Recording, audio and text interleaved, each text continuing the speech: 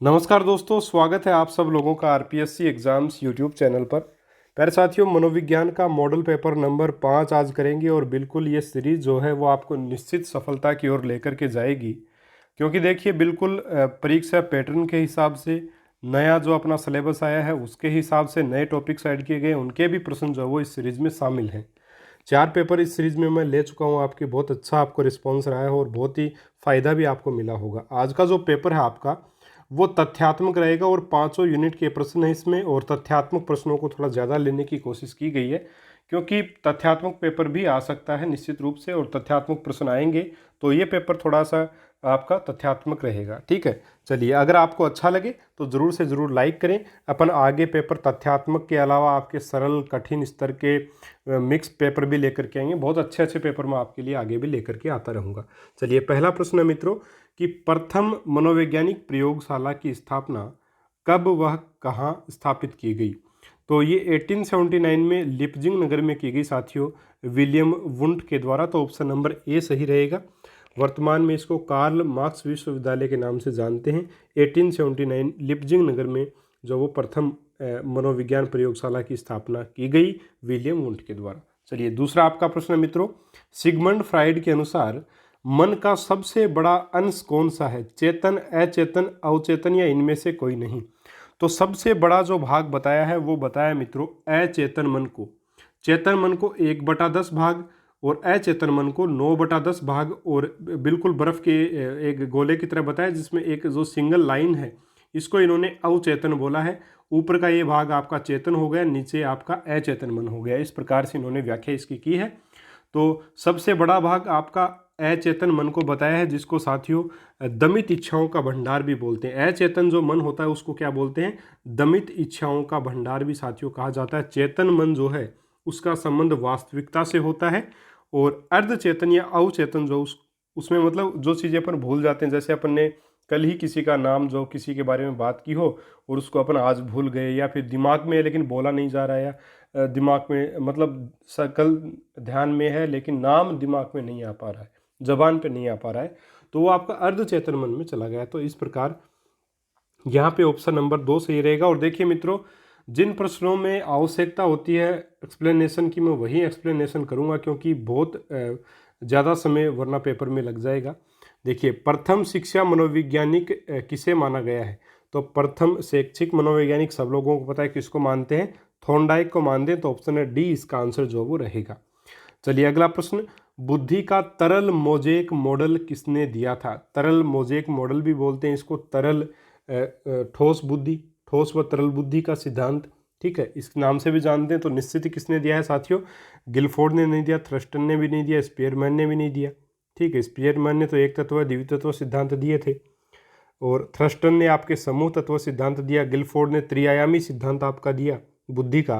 लेकिन बुद्धि का तरल मोजेक मॉडल किसने दिया? केटल ने दिया था, केटल व हॉर्न ने। तो ऑप्शन नंबर डी यहाँ पे मित्रों सही आंसर आपका रहेगा। चलिए, पांचवा प्रश्न है कि निम्नलिखित कथनों में से कौन सा बुद्धि के बारे में सही नहीं है? पांचवा ये प्रश्न आपका, तो इसमें सही आंसर क्या रहेगा? देखिए, कौन सा बुद्धि के संबंध में कथन सही नहीं है वो बताना है। तो बुद्धि साथियों स्थायी एवं अपरिवर्तनशील विशेषता है, तो यही आपका हो जाएगा आंसर, क्योंकि बुद्धि जो वो स्थायी नहीं होती कभी भी, और अपरिवर्तनशील विशेषता बता दी, यानी कि बुद्धि परिवर्तित ही नहीं हो सकती इसके अनुसार। तो बुद्धि तो परिवर्तित आराम से हो सकती है, तो निश्चित रूप से ये बुद्धि की विशेषता नहीं है, बुद्धि का गुण नहीं है ये। ऑप्शन नंबर ए इसका सही आंसर मित्रों आपका हो जाएगा। चलिए, अगला प्रश्न, आत्म केंद्रित व्यक्ति नहीं होता है, उभयमुखी, अंतर्मुखी, बहिर्मुखी या सामाजिक निर्भर। तो आत्म केंद्रित व्यक्ति नहीं होता है, किस प्रकार का नहीं होता है मित्रों? ये आत्म केंद्रित जो व्यक्ति होता है वो साथियों आत्म केंद्रित व्यक्ति जो है वो कौन से होते हैं आपके? ये जो मतलब आपके अंतर्मुखी जो बालक होते हैं उनको अपन आत्म केंद्रित बोलते हैं। तो आत्म केंद्रित नहीं है तो वो आपका बहिर्मुखी हो जाएगा। ऑप्शन नंबर सी यहाँ पे आपका सही आंसर जो है वो हो जाएगा। चलिए, अगला प्रश्न आपका, व्यक्तित्व मनोदेहिक व्यवस्थाओं का गत्यात्मक संगठन है जो वातावरण के साथ अपूर्ण नहीं है, अपूर्व है। ठीक है, अपूर्व समायोजन का निर्धारण करता है। व्यक्तित्व की यह परिभाषा किस विद्वान ने दी है? तो साथियों ये आपके ओलपोर्ट ने दी है। ऑप्शन नंबर डी यहाँ पे सही आंसर आपका रहेगा। ये प्रश्न थोड़ा रिपीट हो गया, माफ़ी चाहूँगा इसके लिए, है ना। ये प्रश्न पिछले पेपर्स में भी मैंने डाला था, तो ऑप्शन नंबर डी यहाँ पे आपका सही आंसर जो वो रहेगा। चलिए आगे बढ़ते हैं। अगला आपका प्रश्न, व्यक्तित्व एवं बुद्धि में वंशानुक्रम की भूमिका होती है। ये इसके ऊपर मैंने कम्युनिटी टैब में भी इस प्रश्न को डाला था, काफ़ी विवाद इस प्रश्न पे है। आरटेट 2011 में ये प्रश्न पूछा गया है, ठीक है। पेपर की सीरीज थी ए वाली, और ए वाली में 18 नंबर का प्रश्न था। आंसर की जो मिलान की गई है, मैंने आंसर की मिलान कर लिया साथियों। जो पहले आंसर की जारी की गई उसमें भी 18 में ए दिया गया, और ऑप्शन अगर बात करें अपन आंसर की, रिवाइज्ड आंसर की जो आई उसमें भी 18 में ए ही दिया गया, यानी आंसर ए को ही माना गया, यानी नाममात्र की रहेगी। और बिल्कुल सही बात है। देखिए व्यक्तित्व और बुद्धि अगर इनको देखें तो इनके दोनों के ऊपर वंशानुक्रम और वातावरण का प्रभाव पड़ता है, ठीक है। मुख्य भूमिका रहती है वंशानुक्रम और वातावरण दोनों की। अब देखिए साथियों, जो व्यक्ति होता है वो वंशानुक्रम और मतलब आपका वंशानुक्रम और वातावरण का गुणनफल होता है, जिसमें साथियों वंशानुक्रम का तो नामात्र का ही उसमें पार्ट रहेगा, लेकिन वातावरण का बहुत बड़ा हिस्सा होता है। तो वातावरण और वंशानुक्रम दोनों से प्रभावित जरूर होता है, लेकिन वंशानुक्रम का वहाँ पे बिल्कुल नामात्र का हिस्सा रहेगा, जबकि आपका वातावरण वहाँ पे जो वो एक बड़े कारक के रूप में होगा। तो ऑप्शन ए सही रहेगा, नाम मात्र की भूमिका। ठीक है मित्रों, ऑप्शन ए कीजिएगा, ध्यान से देख लीजिए इस प्रश्न को, आंसर यहाँ पे ए रहेगा। चलिए आगे बढ़ते हैं। अगला आपका प्रश्न, किसी व्यक्ति द्वारा अपना अस्तित्व भुलाकर किसी दूसरे व्यक्ति के गुणों या अवगुणों का अनुकरण करना क्या कहलाता है? दमन, प्रतिगमन, प्रक्षेपण या तादात्म्यकरण। तो इसको बोलते हैं साथियों आइडेंटिफिकेशन, यानी तादात्म्यकरण। अपने गुणों को भुलाकर दूसरे के गुणों में ढल जाना या अपने रूप को छोड़कर दूसरे के रूप में आ जाना, एक प्रकार से वो आइडेंटिफिकेशन, यानी दूसरे की आइडेंटिटी ले लेना। जैसे एक प्रकार से अपन देखें कि मान लीजिए आजकल जो है विराट कोहली जो बहुत ज़बरदस्त खिलाड़ी हैं, रोहित शर्मा अच्छा खेल रहे हैं, तो क्रिकेट खिलाड़ी जो शानदार अगर प्रदर्शन कर रहे हैं, तो निश्चित रूप से और भी जो बच्चे हैं उनको देख करके उन्हीं मतलब उन्हीं की तरह ड्रेसेस वगैरह पहनते हैं, उन्हीं की तरह चाल ढाल रखते हैं, दाढ़ी वगैरह रख करके, ठीक है, उसी प्रकार से हेयर स्टाइल वगैरह रखते हैं। तो ये चीज़ें जो कॉपी करने की जो है, ये आपके किस में आती है? तादात्म्यकरण में ही आएगी। तो ऑप्शन डी यहाँ पे मित्रों सही रहेगा। दमन क्या है? जो आपकी मतलब कुछ आपकी मतलब मान लीजिए जो इच्छाएं हैं जो पूर्ण नहीं हो पाती हैं, या कुछ और है, या गलत इच्छाएं हैं कुछ, उनको आप खुद दबा लेते हो, अचेतन मन में भेज देते हो, तो उसको बोलते हैं दमन। अचेतन मन में अपनी इच्छाओं को अचेतन मन में भेज देना।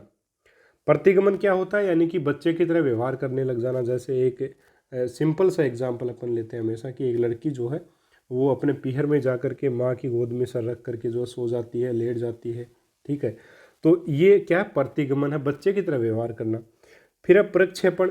प्रक्षेपण है मित्रों अपनी कमी दूसरे के ऊपर मंड देना, यानी कि खुद दोषी होना और दोष दूसरे पर मंडना। यानी कि इस प्रकार से देखें कि मान लीजिए आप सिलेक्शन आपका होगा निश्चित रूप से, लेकिन नहीं हो, तो फिर ये कह देना कि हमने तो वहाँ यूट्यूब पर इस प्रकार से पढ़ लिया, वहाँ से पढ़े इसलिए नहीं हो पाया। तो ये है प्रक्षेपण, दोषारोपण दूसरे के ऊपर करना ना। तो ये आपका रहेगा, ठीक है। तो इसमें सही आंसर आपका ऑप्शन नंबर डी मित्रों रहेगा। चलिए आगे बढ़ते हैं। अगला प्रश्न, विकास की किस अवस्था में स्वसम्मान की सबसे अधिक जो एक प्रकार से स्वसम्मान की भावना जो सर्वाधिक पाई जाएगी? शैशवावस्था में, बाल्यावस्था में, किशोरावस्था में? तो निश्चित रूप से किशोरावस्था ही इसका आंसर रहेगा। ठीक है साथियों, देखिए किशोरावस्था जो है वो एक ऐसी अवस्था जिसमें किशोर स्वयं का सम्मान स्वयं बहुत ज़्यादा करने लगता है, और अपने आप को एक प्रकार से वह समाज सुधारक भी समझने लगता है, और स्वयं का सम्मान भी बहुत ज़्यादा करता है। तो कॉन्फिडेंस भी उस समय बहुत ज़्यादा बिल्डअप होता है। तो ऑप्शन नंबर सी जो है वो यहाँ पे मित्रों सही आंसर आपका रहेगा। ठीक है, आगे बढ़ते हैं। अगला प्रश्न, लोरेन आएगा साथियों। लोरेन कोहलबर्ग विकास के क्षेत्र में शोध के लिए जाने जाते हैं, गामक, शारीरिक, नैतिक या संज्ञानात्मक? तो साथियों लोरेन कोहलबर्ग जो हैं वो संज्ञानात्मक विकास के क्षेत्र में नहीं बल्कि नैतिक विकास के क्षेत्र में जाने जाते हैं। तो ऑप्शन सी रहेगा। नैतिक विकास की इन्होंने 3 अवस्थाएं बताई थी। एक तो प्री कन्वेंशनल स्तर बताया साथियों, कन्वेंशनल, प्री कन्वेंशनल स्तर इन्होंने बताया। एक बताया इन्होंने, दूसरा जो बताया वो कन्वेंशनल स्तर एक प्रकार से इन्होंने बताया, और एक आपका तीसरा जो स्तर बताया इन्होंने ये बताया पोस्ट कन्वेंशनल। ठीक है, इसमें प्री कन्वेंशनल में बिल्कुल एक प्रकार से नैतिकता नहीं होती, दंड और भय से जो दंड के भय से एक प्रकार से नैतिकता इसमें होती है या आज्ञा से होती है ना। तो अनैतिक अवस्था इसको बोल सकते हैं प्री कन्वेंशनल को। कन्वेंशनल जो इस तरह ये सर्वाधिक नैतिक अवस्था, क्योंकि इसमें बच्चा जो है वो अपने माता पिता के मतलब जो माता पिता के जो नैतिक आदर्श हैं उनको लेकर के चलता है, ठीक है। तो इसको अपन सर्वाधिक कन्वेंशनल मतलब नैतिक अवस्था बोलते हैं, किसको, कन्वेंशनल स्तर को। इसके अलावा बात करें पोस्ट कन्वेंशनल की, तो बच्चा इसमें खुद अपने दिमाग से अपने चिंतन से जो है वो अपने लिए नैतिक जो नियम बनाता है, तो ये इसमें स्वयं नैतिक नियम बनाता है, ठीक है, पोस्ट कन्वेंशनल में। तो ये डिफरेंसेस हैं, ये 3 स्टेज इन्होंने बताई है और 3 स्टेज में दो दो आपकी क्या अवस्थाएं हैं। तो टोटल अगर लोरेन कोहलबर्ग के नैतिक विकास की अगर अवस्थाएं पूछे तो टोटल 6 अवस्थाएं हैं और स्टेप पूछे तो 3 स्टेप हैं, प्रत्येक स्टेप में दो दो अवस्थाएं, ठीक है। ध्यान से थोड़ा देख लीजिएगा। चलिए आगे बढ़ लेते हैं। अगला आपका प्रश्न है, मानसिक विकास को प्रभावित करने वाला कारक है परिवार का वातावरण, परिवार की सामाजिक स्थिति, वंशानुक्रम और सारी की सारी बातें। तो बिल्कुल ऑप्शन नंबर डी ही मित्रों इसका सही आंसर होगा, सारी बातें प्रभावित करेंगी। अगला प्रश्न, विकास के बारे में निम्नलिखित में से कौन सा कथन सही नहीं है या सत्य नहीं है विकास के बारे में, ठीक है। प्रश्न देख लिया। चलिए इसके ऑप्शंस आपके सामने हैं। विकास के लिए सही कथन नहीं है ये बताना आपको। तो विकास की प्रत्येक अवस्था की अपनी विशेषताएं होती हैं, बात ठीक है। दूसरा, विकास सांस्कृतिक परिवर्तनों से प्रभावित होता है, ये भी ठीक है भाई, सांस्कृतिक परिवर्तनों से निश्चित रूप से प्रभावित होता है। विकास बढ़ावा देने पर नहीं होता, बढ़ावा देने पर विकास होगा, तो ये गलत कथन है विकास के संबंध में, ठीक है। ऑप्शन नंबर डी क्या है, विकास की प्रत्येक अवस्था के अपने खतरे हैं, ये बात भी सही है। तो ऑप्शन नंबर सी यहाँ पे मित्रों आपका आंसर जो वो हो जाएगा, ठीक है। अगला आपका प्रश्न, निम्न में से कौन सी विशेषता सामाजिक रूप से वंचित वर्ग के विद्यार्थियों की नहीं है। सामाजिक रूप से वंचित वर्ग अपन एक प्रकार से SC ST मान सकते हैं समझने के लिए, ठीक है, अन्यथा इसको न ले। कि देखिए सामाजिक रूप से वंचित वर्ग, ठीक है, दलित समाज इसको अपन बोल सकते हैं, वंचित वर्ग के विद्यार्थियों की नहीं है। भाई देखिए कौन सी विशेषता पूछी कि कौन सी विशेषता सामाजिक रूप से वंचित वर्ग के विद्यार्थियों की नहीं है। तो ऑप्शन नंबर ए है आपका, विद्यालय में अच्छा करने के लिए अभिप्रेरित नहीं किया जाता। तो किया जाता है साथियों, सबको ही किया जाएगा निश्चित रूप से। तो ये तो एक प्रकार से जो है वो विशेषता नहीं है वो पूछा है ना। थोड़ा प्रश्न को समझिएगा, समझा नहीं मैं, देखिए ध्यान से पढ़िए इसको कि निम्न में से कौन सी विशेषता सामाजिक रूप से वंचित वर्ग के विद्यार्थियों की नहीं है। ए, विद्यालय में अच्छा करने के लिए अभिप्रेरित नहीं किया जाता। दूसरा, व्यापक एवं विधि अनुभवों को प्राप्त करने का मौका नहीं मिलता। तीसरा, नियमित स्वास्थ्य संबंधी देखभाल नहीं मिलती। और डी है, बालकों की देखभाल के अनुभव उन्हें स्कूल के लिए प्रभावशाली ढंग से तैयार नहीं करते। तो यहाँ पे अगर देखें तो प्रश्न बहुत शानदार है मित्रों, ये आया हुआ प्रश्न है और सीटेट का मेरे हिसाब से प्रश्न है मित्रों। इसमें आंसर जो होगा वो होगा नियमित स्वास्थ्य संबंधी देखभाल नहीं मिलती। ये आपकी विशेषता नहीं है सामाजिक रूप से वंचित वर्ग की, ठीक है। क्योंकि स्कूल में हो या कहीं भी देखिए नियमित स्वास्थ्य संबंधी देखभाल तो निश्चित रूप से इनको मिलती है भाई। प्रत्येक स्कूल में जो वो हर महीने या फिर हर 2-4 महीने 5 महीने में जो जांच टीम आती है स्वास्थ्य विभाग की तरफ से, वो सभी बच्चों की जांच करेगी निश्चित रूप से। ये थोड़ी है कि जो सामाजिक रूप से पिछड़े बच्चे हैं या सामाजिक रूप से वंचित वर्ग उसके बच्चों का नहीं करेगी, ऐसा कुछ नहीं होता। तो ये तो चीज़ होती है, इसलिए ये आंसर हो जाएगा यहाँ पे। बाकी विद्यालय में अच्छा करने के लिए अभिप्रेरित नहीं करते, तो हाँ हो सकता है, हालांकि ऐसा नहीं होता, लेकिन फिर भी इसका आंसर सही माना गया है। यहाँ पे ऑप्शन ए ये बता रहा है कि विद्यालय में अच्छा करने के लिए अभिप्रेरित नहीं किया जाता, तो ये विशेषता नहीं होगी क्योंकि साथियों अभिप्रेरित किया जाता है उनको, ठीक है। तो विशेषता नहीं है यही पूछा आपको, तो मेरे हिसाब से हालांकि इसमें ऑप्शन सी माना गया है, लेकिन ये ऑप्शंस जो हैं वो थोड़े अलग टाइप के दिए गए हैं। और ये प्रश्न आपका सीटेट का प्रश्न है, थोड़ा सा ध्यान से इसको देख लीजिएगा। बाकी ऑप्शंस ऐसे हैं कि देखिए इसमें साफ साफ ब्लेम किया गया एक प्रकार से कि विद्यालयों में जो है वो आपका क्या होता है, एक प्रकार से सामाजिक रूप से वंचित वर्ग के विद्यार्थियों के साथ भेदभाव होता है इस प्रश्न के हिसाब से। तो ऑप्शन नंबर सी यहाँ पे मित्रों इसका सही आंसर माना गया है, थोड़ा सा देख लीजिएगा इसको। अगला आपका प्रश्न है कि व्यक्तिक विभिन्नता के आधार पे पार्क हर्स्ट ने बालकों के लिए दी शिक्षा पद्धति, कौन सी शिक्षा पद्धति दी है इन्होंने। विनेटिका पद्धति दी है, खेल पद्धति दी है, प्रोजेक्ट पद्धति दी है या डाल्टन पद्धति। तो देखिए जो आपकी पार्कहर्स्ट के द्वारा दी गई पद्धति है वो है डाल्टन पद्धति। ठीक है, ऑप्शन नंबर यहाँ पे डी इसका सही आंसर जो वो साथियों रहेगा। आपका जो विनेटिका पद्धति है साथियों, इसको इकाई विधि भी बोलते हैं। ये वासबर्न के द्वारा दी गई है, वासबर्न के द्वारा ये जो है वो आपकी दी गई है। और खेल पद्धति जो है वो हेनरी कोल्डवेल कुक के द्वारा दी गई है, पता आपको। और प्रोजेक्ट विधि आपके किलपैट्रिक के द्वारा मुख्य रूप से दी गई है। तो ऑप्शन नंबर डी यहाँ पे साथियों सही आंसर रहेगा, डाल्टन विधि। डाल्टन विधि में होता क्या है कि एक प्रकार से किसी प्रकार की टाइम टेबल का बाउंडेशन नहीं है वहाँ पे। ठीक है, टाइम टेबल का कोई बाउंडेशन नहीं है, विषय वस्तु का कोई बाउंडेशन नहीं है, स्थान का भी कोई प्रतिबंध इसमें नहीं है। तो ना टाइम टेबल का प्रतिबंध है, न समय सारणी यानी कि विषय वस्तु या फिर स्थान वगैरह, किसी का भी इसमें प्रतिबंध वगैरह कुछ नहीं है। ठीक है, तो ऑप्शन नंबर डी मित्रों यहाँ पे सही आंसर आपका रहेगा। अगला प्रश्न, अध्यापक द्वारा निरीक्षण के माध्यम से प्रतिभाशाली बालक की पहचान निम्न में से किस कारण से कठिन है। ये निरीक्षण प्रक्रिया बहुत कठिन है, दूसरा निरीक्षण एक वस्तुनिष्ठ प्रक्रिया है, तीसरा बालकों की पहचान कोई विशेषज्ञ कर सकता है, और चौथा है निरीक्षण द्वारा भावात्मक समस्या से ग्रस्त प्रतिभाशाली की पहचान अध्यापकों द्वारा नहीं हो सकती है। तो यही बिल्कुल सही आंसर होगा। देखिए, निरीक्षण के द्वारा भावात्मक समस्या से ग्रस्त प्रतिभाशाली बच्चे की पहचान, भाई प्रतिभाशाली बच्चा भी तो भावात्मक रूप से ग्रसित हो सकता है। तो निरीक्षण के लिए पूछ रहे हैं अपन, तो यहाँ पे ऑप्शन नंबर डी सही आंसर आपका फिर हो जाएगा। ठीक है, चलिए आगे बढ़ते हैं। अगला प्रश्न, सृजनशील बालकों का विशेष लक्षण है गतिशील चिंतन का अभाव, प्रबल जिज्ञासा, समस्याओं के प्रति सजग नहीं होना, समायोजन के प्रति जागरूक नहीं होना। तो विशेष लक्षण क्या है, प्रबल जिज्ञासा। ऑप्शन नंबर बी यहाँ पे सही आंसर आपका रहेगा। अगला आपका प्रश्न, निम्नलिखित में से कौन सा एक अभिप्रेरित शिक्षण का संकेत है। ठीक है, गृह कार्य पूर्ण करना, कक्षा में एकदम खामोशी, सी बच्चों द्वारा प्रश्न पूछना, तो यही रहेगा ऑप्शन नंबर सी। डी भी पढ़ लीजिएगा, कक्षा में अधिकतम उपस्थिति, तो ऑप्शन नंबर सी इसका सही आंसर रहेगा साथियों।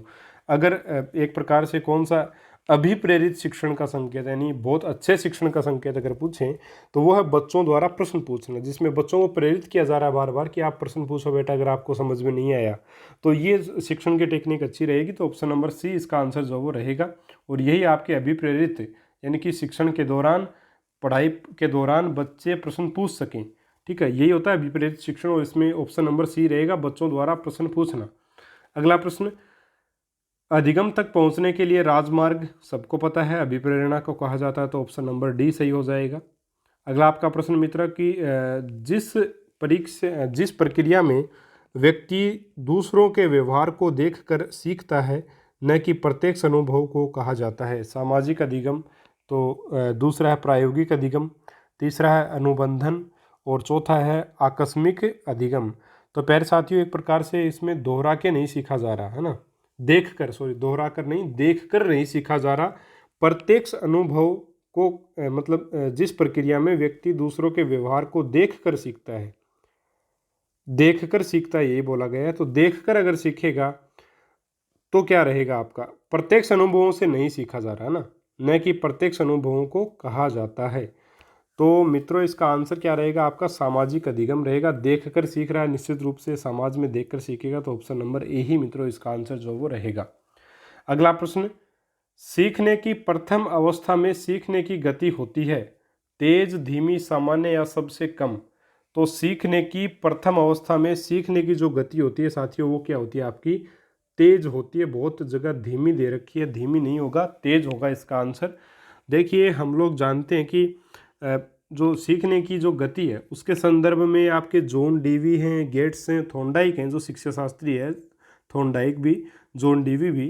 तो इन्होंने क्या कहा है कि कुछ अन्य विद्वान भी उन्होंने भी यही बोला है कि प्रथम अवस्था जो सीखने की उसमें गति बहुत ज़्यादा तेज होती है, उसके बाद बच्चा थोड़ा बहुत जो वो परेशान वगैरह होता है, और उसके बाद में मध्य अवस्था में उसकी थोड़ी सी जो रफ्तार है वो क्या हो जाती है, स्लो हो जाती है, यानी धीमी गति हो जाती है, और अंतिम अवस्था में बहुत ही ज़्यादा धीमी गति हो जाती है या फिर सीखना लुप्त भी हो जाता है। तो यहाँ पे प्रथम अवस्था में पूछा तो ऑप्शन नंबर ए बिल्कुल सही आंसर इसका रहेगा। फिर अगला प्रश्न, एलेक्सिया है। तो एलेक्सिया सब लोग जानते हैं साथियों आपके क्या है, सीखने की अक्षमता। शारीरिक अक्षमता में आपका अंधापन भी आ सकता है, शारीरिक रूप से भी हो सकता है ना, जैसे लंगड़ा हो जाना है ना, कोई अन्य समस्या।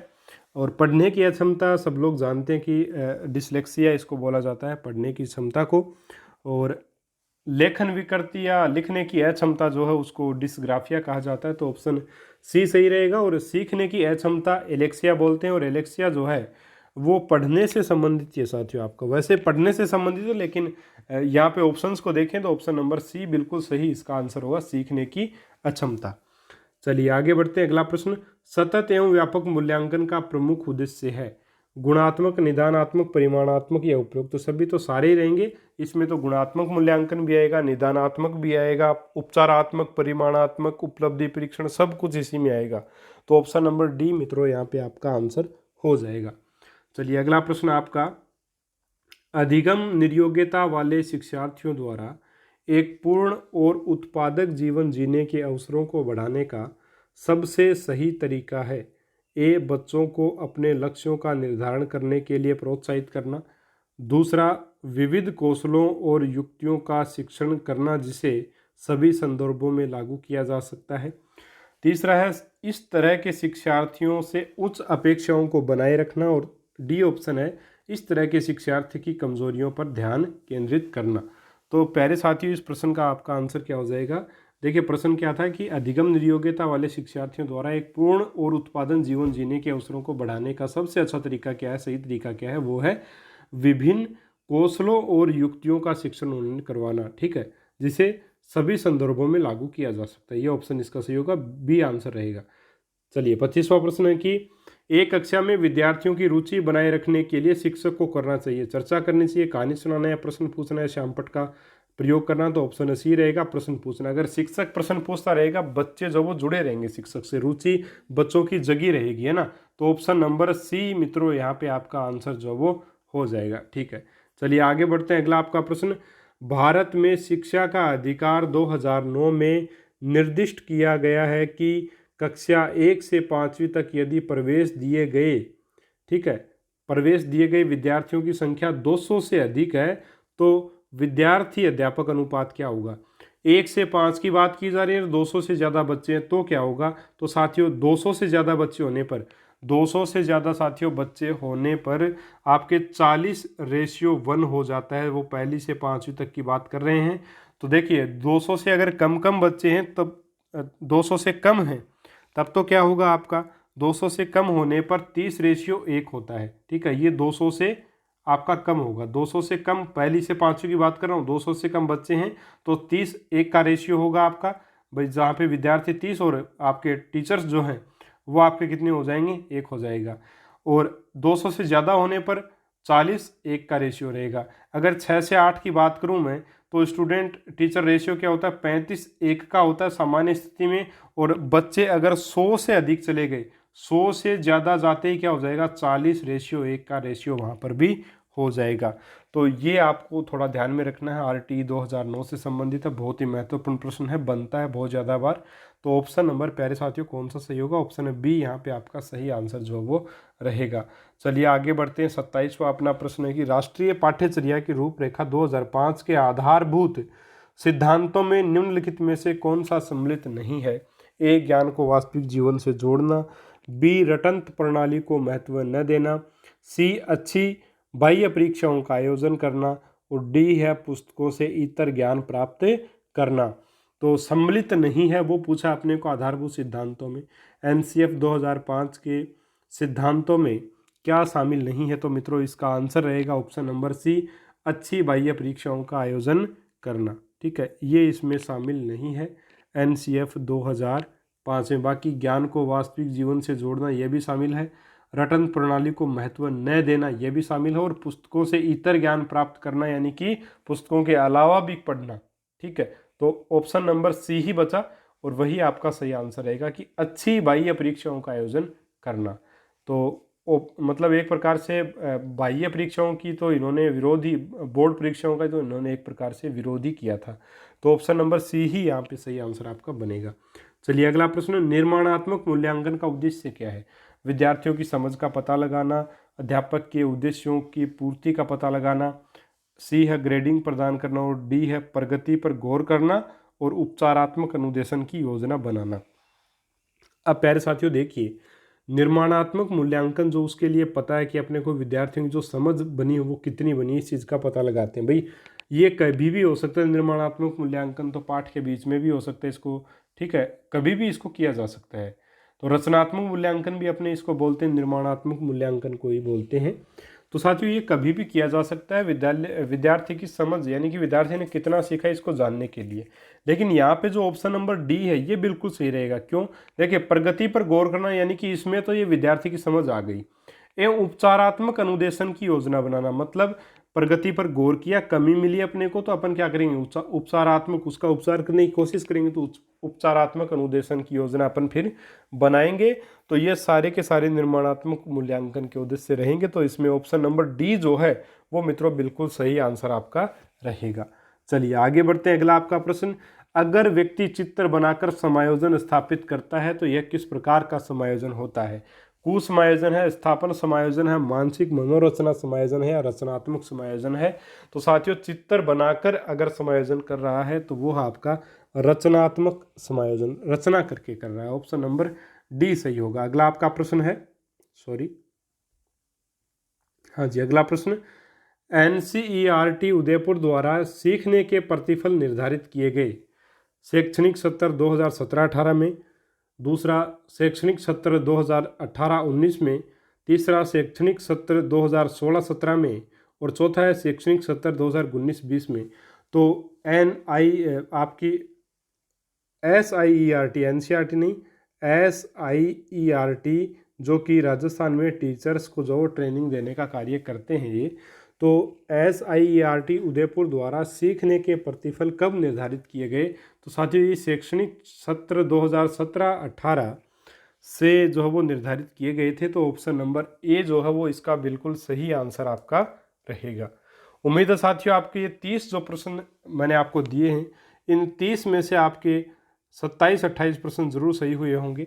अगर आपको पेपर अच्छा लगा, थोड़ा सा तथ्यात्मक पेपर था, तो निश्चित रूप से अगर अच्छा लगा तो साथियों सब्सक्राइब करिएगा, बेल आइकन को प्रेस कीजिएगा ताकि आपको हमारे वीडियोस के नोटिफिकेशन मिल सकें। और साथियों सब्सक्राइब करने का ये फ़ायदा होगा कि ऐसे शानदार टेस्ट आपको रोज़ाना मिलते रहेंगे। आज थोड़ी गले में बहुत ज़्यादा प्रॉब्लम, इसकी वजह से गले बोलने में थोड़ी सी समस्या हो रही है। कोशिश करूँगा जल्द ठीक हो जाए, उसके बाद में एक बार फिर से उसी ऊर्जा के साथ अपन लगने की कोशिश करेंगे। फिर भी मैंने पूरी अपनी कोशिश की है कि आपको कोई बाधा ना आए, लेकिन एक दो जगह थोड़ी सी पढ़ने में समस्या आई, उसके लिए माफ़ी चाहूँगा। और आपको अगर वीडियो पसंद आए लाइक ज़रूर करें। मिलेंगे अपन अगले वीडियो में एक और शानदार टॉपिक के साथ, तब तक के लिए नमस्कार, जय हिंद, जय भारत।